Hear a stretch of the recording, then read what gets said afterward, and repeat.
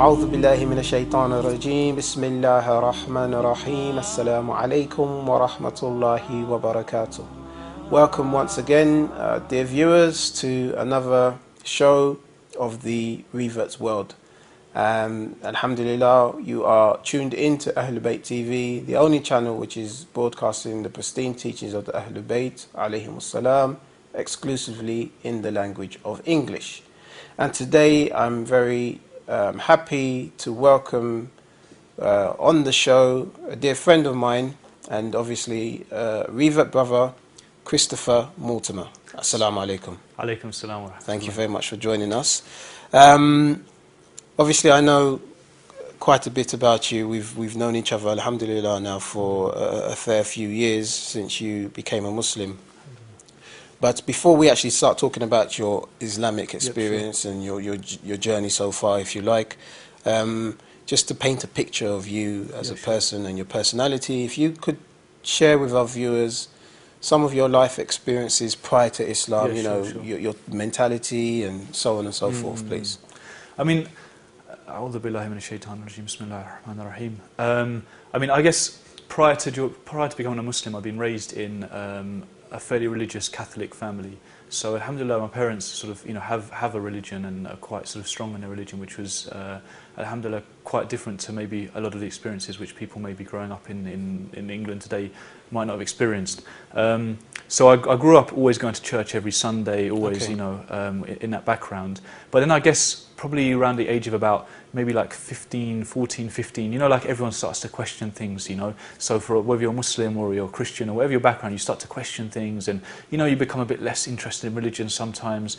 And I guess around that age, like most people, I just stopped, I wasn't so interested in religion anymore. So probably by the age of around sort of 17, 18, I was just, although I would say if you'd have really pressed me on it, I probably did have a belief in a creator.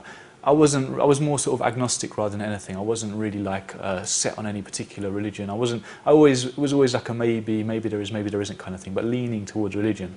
But then I was just kind of living like any kind of normal, youth does in this country. Just going out, having, just going to school during the week or going to when I'm going to uni, and just looking forward to the weekends. Going out with friends, doing what we're doing, just trying to have fun. That kind of thing. So that was.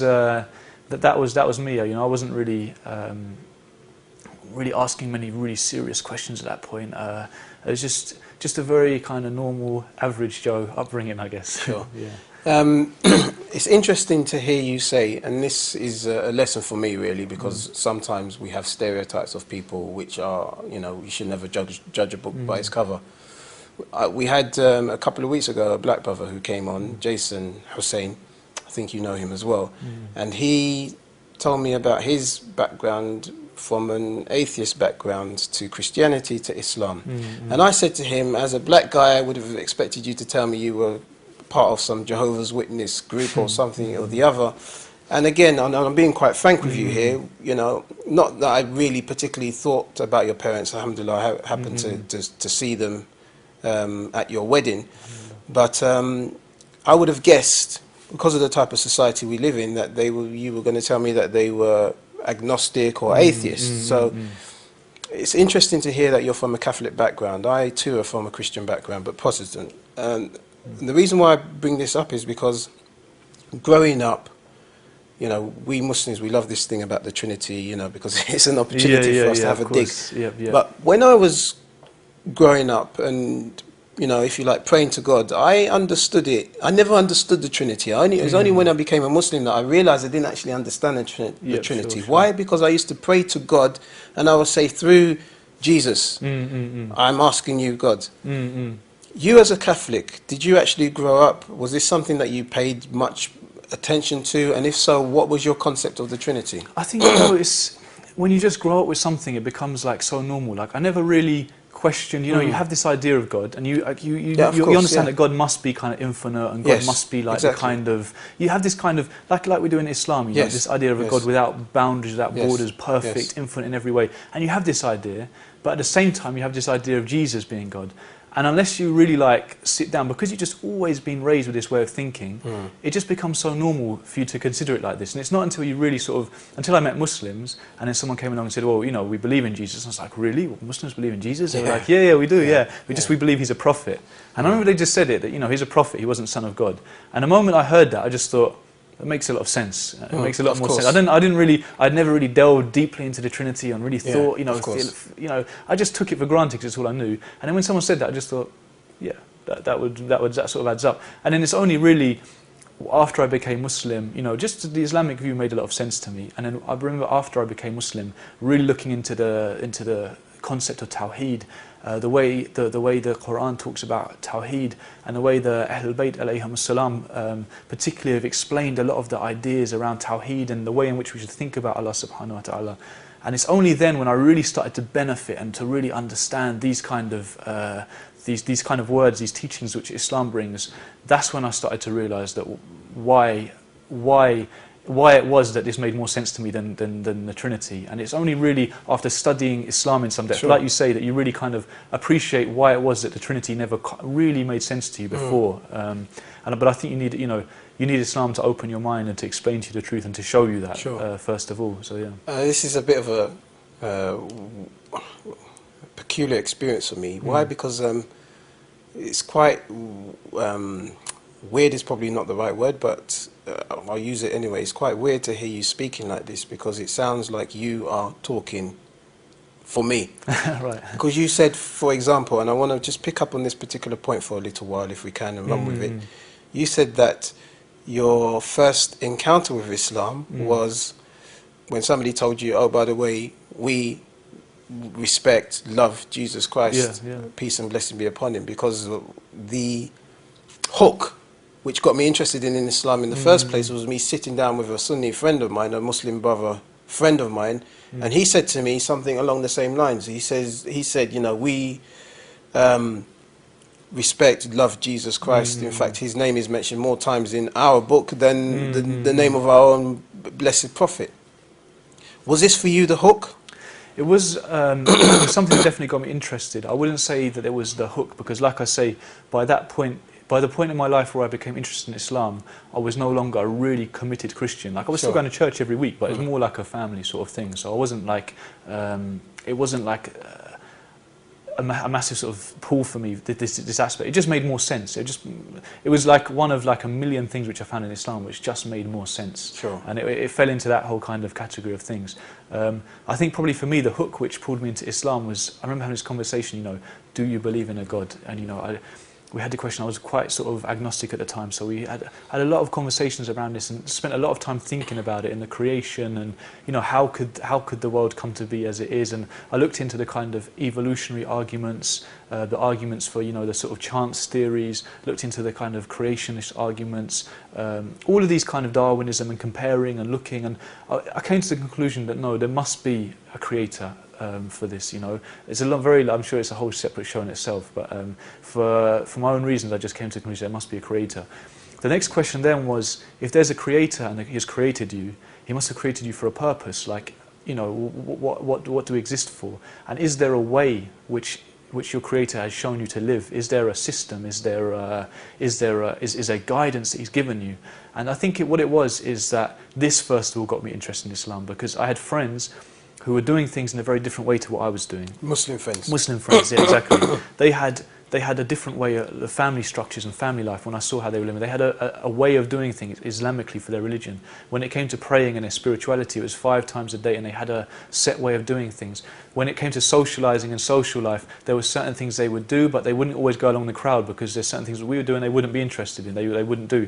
And what it was, I started to see that Islam, wait, this is another way of life. It's another system. It exists, you know, it exists amongst us, and people I know, I have friends around me, you know, are living in a completely different system to what we believe and to what we kind of how we go about things.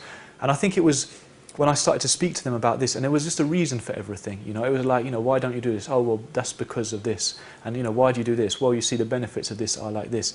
And I just started to think, and the first of all, this opened up a big challenge because I used to argue about everything. Like, no, that doesn't make sense. No, this can't be. And we used to argue, debate for hours on end, for a long time. I was looking at Islam for about 6 years before I became Muslim, so we used to discuss a lot on these kind of things. Right. Yeah.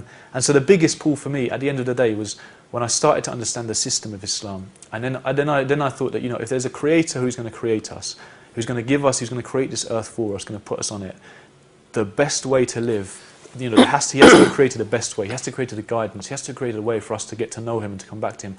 And when I found out more about Islam and I saw it practiced, and I started to be able to compare it to us in this day today, like 14 centuries after the religion was revealed, that was the massive pull for me, because I was like, wow, this is if you're looking for a divine religion, this has got to be it, So alhamdulillah, it was more that than the theology came into it, because the theology just made sense. It was unlike the trilogy, which, if you get down to the heart of it, doesn't really doesn't add up. I don't want to excuse the pun. That was just a part of the fact that everything else in Islam just came together, and the whole theology was a part of that as well. So yeah, alhamdulillah. Okay, so for you, it was more the community spirit and the way in which the connection to God was, how can I say, manifested through prayers and fasting, and the way in which people were doing it. It was just such a comprehensive system. There's rules for the economy there was an economic vision, economic system. There's rules for the spiritual, there's the maintaining, like we call a salat, like the attachment to God. So there was this 5 times a day attachment to our Creator. And then there was the idea of like your social etiquettes, not drinking alcohol, what sort of gatherings and things like this were suitable, like not going to nightclubs. This wasn't a good place. You mix this, you combine this with like the family roles, the obligation on a man to work, and the different kind of. And what I realised was that the whole thing, whether it was from the kind of worship aspect or it is from the purely kind of theology, like sitting down thinking about the theology aspect, the concept of Nabuwwat, the concept of Tawheed, all of these kind of high concepts, or whether it's down to the most practical thing to do with the hygiene, the cleanliness, sure. Or the social sides, like you mentioned before, the social interaction and the family life and the social cohesion, all these things, down across to issues like the economy, that they were all, Islam had something for all of them, and that they were all connected. That you couldn't separate the economic rules from the family life rules. They're connected. The social, the link to not being able to drink alcohol links back to the roles of a man and wife and the respect within a relationship. Everything connected back together. And when I saw that the way in which it connected, I think the final question for me was, look, I can see how this all fits together. I can see how certain problems in certain things in my life which are not perfect. Certain things I see in the society which are defective, certain issues I'm seeing. And I'm seeing Islam as a system which, although not practiced in its perfect form, what I do see practiced is very good. And what isn't practiced, I can picture it, Sure. And I can see its relevance. And what it was is, when I put all this together, I just thought, could this have been really written by a man in a desert 1400 years ago, and I can see it working in my life today. And I just thought, it's too much to say that, someone just came up with this idea. Someone in an isolated part of Arabia, so many centuries ago, just came up with an idea which could, stole some scriptures from the Old Testament and the New Testament and brought his own religion, which is so. Well, the idea, exactly. Like took some old scriptures, took some scriptures from the Bible and from the Old Testament, put them together, and came up with something which is so much different from the practice of the other religions, and which is so much more sort of complete. Sure. So, when you compare, certain people would say that what the Prophet did was to take a bit of Christianity, take a bit of Judaism, match them around a bit of Arab culture, put them in, and create a kind of religion, if you like. And on the other hand, you say that no, what it was a divine message, and the Christians had some of it, and the Jews had some of it, and what the Prophet did was, he was given the completion of it. He was brought back with what had been forgotten, and he completed the bits that had not been revealed yet. And when I had to compare the two views, Islam, seeing how complete Islam is, what I found about it is that Christianity, there were so many things I loved about Christianity, that so many of the moral frameworks, so much of the guidance, some of the high sort of moral ideas of Christianity and Islam are very, very similar. Sure, of course. And when you compare Islam and Christianity, what you find is that Islam completes Christianity. I don't think it's something that you could say that it took bits and it invented a new religion. It wasn't like that. It was definitely, in my way I see it, it was a completion. It was taking all of the goals and all the great things that you find in Christianity, but saying, that this is how you get there. for example, you know, Christianity, for example, would be against things like premarital sexual relations, would be in favour of religion, would be in favour of the family structure. But at the same time, you can drink alcohol, and at the same time, you know, there's no real clear, you know, some people say Islam's strict because of rules against music and public gatherings. Whereas, you know, this just, for me, this was the way in which to complete what Christianity also supported, if you see what I mean. Yeah, it's quite an interesting point you've raised there, because I remember being told many years ago that it's better for us not to describe Islam as a religion, but Islam as a complete way of life. And in the explanation you've given and your observations prior to your becoming a Muslim, I think, you know, it's very apparent, even just in terms of how the etiquette of walking into a mosque, for example, walking in with your right foot and walking out with your left, and etc., etc. We can go into the minutest of activities seemingly, and we have ahadith narrations that, you know, tell us the best way to go around it. Something you've mentioned which strikes a chord with me personally is you said Islam completes Christianity. The reason why is because I wasn't a church-going person like yourself. If somebody asked me, I would say I was a Christian back then. But I believed, as I said, in Jesus Christ, peace and blessing be upon him, and of course this all-encompassing, omnipotent, omnipresent God, being, if you like. But when I look back now, I can say categorically that because of Islam, my understanding and my relationship with Isa, alayhi salam, has improved exponentially. Oh, absolutely, yeah. So when you say, for example, that Islam completes Christianity, I can, you know, I can definitely, it strikes a chord with me. Were there any particular aspects that come to mind when you say this? As in, well, it's such a large question. Like I briefly touched on before. I would say, like, if you look, for example, about the concept of God, for example, you know, Christians, they profess Tawheed. So, as in the first thing you say in the Nicene Creed, you know, we believe in one God, the Father, the Almighty, the Creator of heaven and earth. So, you know, I can still reel it off. You know? So the first line is, you know, we believe in one God. But the thing is, as you go down, you know, you get to, you know, we believe in Jesus, the only Son of God, and you know, begotten, not made, and you know, so you come down to this stage. Whereas what you find in Islam is, and even if you go back to the Old Testament, if you look to like the Ten Commandments, like the first commandment to worship the God, the one God, you'll find, like, when you read it, you're going to be like, you know, this was taken from Quran. This is like pure Tawheed. But then what you can see is that although Christianity really professes the Tawheed, there were some weaknesses in the idea. So, for example, the idea of the Trinity, the three in one, the idea that, you know, you could have Allah subhanahu wa ta'ala could exist in parts. You know, we know that Allah is perfect. Allah is unlimited, unboundless.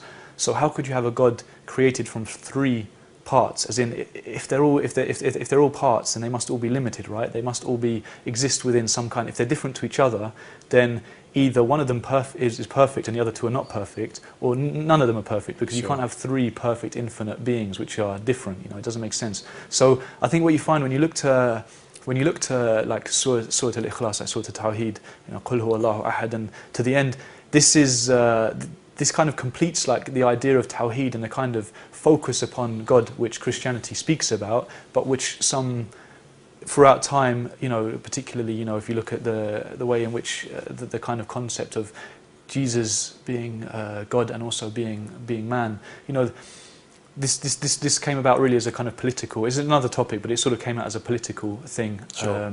Some centuries after Nabi Isa, alayhi salam. So you can see that in the theological way that Islam actually brings back and completes Christianity and completes the understanding of Allah subhanahu wa ta'ala. And just one thing I wanted to mention on this is you would find, like, you know, everyone, for example, in Islam we say Allahu Akbar, and you would not find that any Christian would disagree with you on this term, that Allahu Akbar, Allah is great, and Allah is, or greater if you would like. But we find, like, for example, the words of Ahl al-Bayt, someone came to, I believe it was 6th Imam, and says Allahu Akbar, and the 6th Imam says to him, what do you mean by this? You know, what do you mean by Allahu Akbar? And he says, you know, Allah is great, Allah is greater. And he says, the sixth Imam says, Allahu Akbar min ay shay, like Allah is greater than what thing? Yeah. And he says greater than everything, Akbar min kulli shay. And the Imam says, you know, you limited him, you know. And so the man, you know, as in you said that Allah is greater than everything, and the Imam tells you, you limited Allah, you know, you put limits, boundaries on Allah. So the man's like, how, what should I say then? And the Imam says, Allahu Akbar min Yusuf, like, you know, he's greater than Akbar and min, and I forget the Arabic, but anyway. So the Imam says, Allah is greater than to ever be described. So it's not to say that Allah is greater than anything, because if you say that, then you're comparing Allah to things. Sure. So the Imam says that, you know, Allah is greater than even to be described. You know, and so we find that in these like minute details in the theology of Islam, you would find that, you know, this, whereas a Christian and a Muslim would agree on the point that Allahu Akbar, a Muslim, when they read the words of Ahlul Bayt, they would understand the full connotations of Allahu Akbar, whereas a Christian would not, because they would actually describe God. They would say there's a Trinity, there's Father, Son, the Holy Spirit descended after Jesus, and Jesus was God incarnate. And this is the difference we get in Islam. Islam completes the theology and completes the kind of understanding of Allah subhanahu wa ta'ala.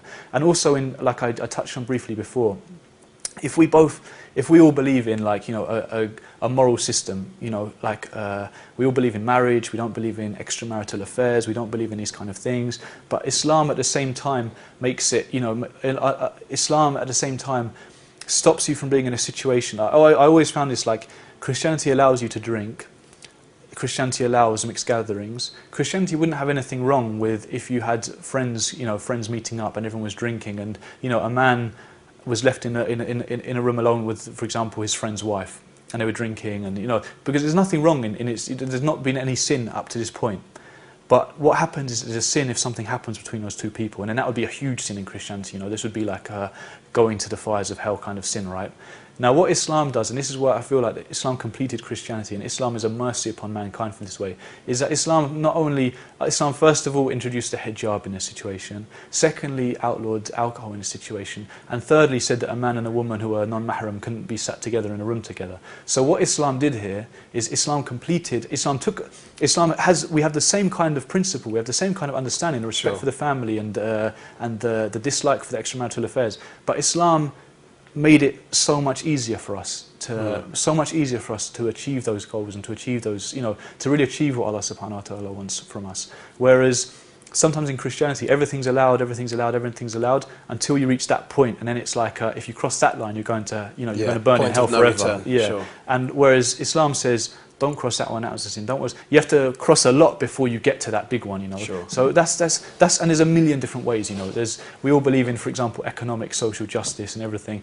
Islam has an economic system which would go about doing that, you know. We all believe in charity, you know, but Islam has a set proportion, you know, which would guarantee a certain level for all people. So whereas we have a lot of the similar things, Islam was just such a mercy in the way that it completes it. There's a million different ways we could speak about this, the different ways in which Islam completes Christianity, but I think that would suffice for now, yeah, inshallah. Sure. And what I really wanted us to get back onto was really you and your personal journey.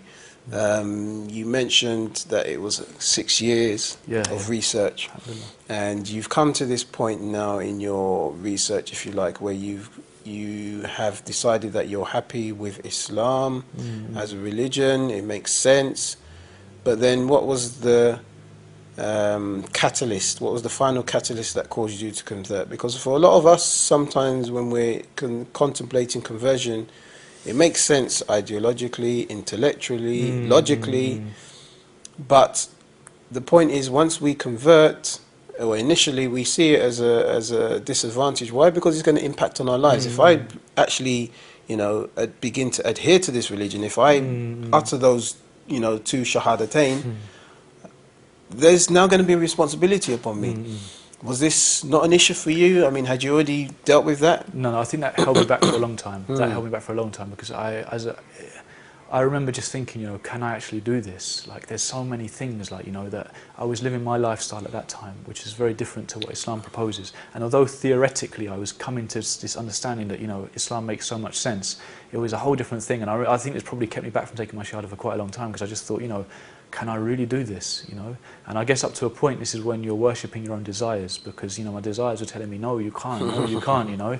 And I just remember having the most ridiculous conversations with myself in my head, you know, justifying what I was doing, saying, no, you don't need to leave these things behind, because, you know, while Islam, yeah, it makes sense on paper, you know, do you really need to leave this? Do you really need to do that? You know, do you? And there was a million different conversations I had with myself around this kind of area. Sure. And I think the final, what kind of started to push it across the line is when I would be studying at uni at the time, and so I was living with 7 other guys in our house, and you know, that was my kind of uni life. And I'd come home and I had a lot of Muslim friends in London, but not at uni. So what had happened is I'd come back to London, I'd be having really like interesting conversations, intellectual and everything, and I'd go back to uni and be living with my uni friends. But then what would happen is sometimes at uni you end up having these conversations, kind of like all-night conversations where you put the world to rights and you discuss everything. And what I would discovered is that when I was going back to London, I'd be debating with my Muslim friends. When I'd go back to uni and I was speaking to non-Muslim friends, I would start speaking as a Muslim, because it would just make more sense to me. Like when my guard was down, when I didn't feel like, you know, this was something being like pressured on me, or, you know, I was worried about, you know, was I going to have to become a Muslim, you know, this kind of thing, because you can sometimes be defensive, you know, to give up your old way of life. Sure. I used to, when the guard was down, I used to find that I was just really speaking like a Muslim, because when I was free and easy to talk, this is what really made sense to me. So this kind of, I think what happened is that by the time this was kind of happening, I think when I actually took my shahada, I just had to acknowledge to myself, it wasn't so much saying like, I'm going to become a Muslim now. It was like, right, I am a Muslim now, and it's time to admit it. Like it's time to admit it to yourself. That's the way I kind of had to, it was. And I just remember that after years of going backwards and forwards and talking, I was at a majlis in a house, and the Sayyid was giving his was giving the majlis, and it was just one thing he said. He was talking about, and I remember about jihad against the nafs, and he was talking about Fajr time, waking up for Fajr Salat, and about the nafs is going to try and trick you in this way, and the battle of man is to overcome the nafs and to achieve the higher rank, and all this kind of thing. And I just sat there in this lecture, and I remember so clearly to this day. I thought, you know, one, you know that Islam makes sense to you. 2, would you find this anywhere else? This kind of depth and this kind of like, because I felt like the Sayyid was talking to me personally, sure, like, you know, get rid of everyone out of the room, and it was a lecture. And I just thought, look, is there another religion which really can talk to you from a desert 1400 years ago to your now, to your heart, that you just know is right? And it was at that moment where I said, you know what, I have to go and make sure. You know, it wasn't that particular point. It was just, there were so many things in Islam where I'd been building and building up, and then it was just that one little point where he was just talking about jihad and nafs, and I just thought, that's it, you know, I have to go now and take shahada. So alhamdulillah. Alhamdulillah. Inshallah, when we come back after the break, we can then explore the shahada and obviously post shahada, inshallah. So please don't go away. Join us after this short break where we'll continue speaking to Christopher Mortimer, inshallah. Assalamu alaikum.